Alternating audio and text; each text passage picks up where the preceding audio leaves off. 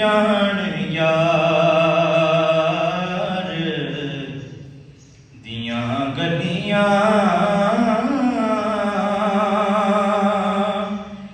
ਤੇ ਅਸਾਂ ਸਾਰੀ ਖੁਦਾਈ ਕੀ ਕਰਨੀ ਦਿਨ ਮਹਿਸ਼ਰ ਸਾਡੀ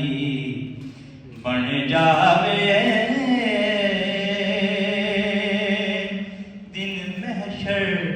ਸਾਡੀ ਬਣ ਜਾਵੇ ਤੇ ਦੁਨੀਆ ਦੀ ਬਣਾਈ ਕੀ ਕਰਨੀ ਤੇ ਅਸੀਂ ਚੁੱਪ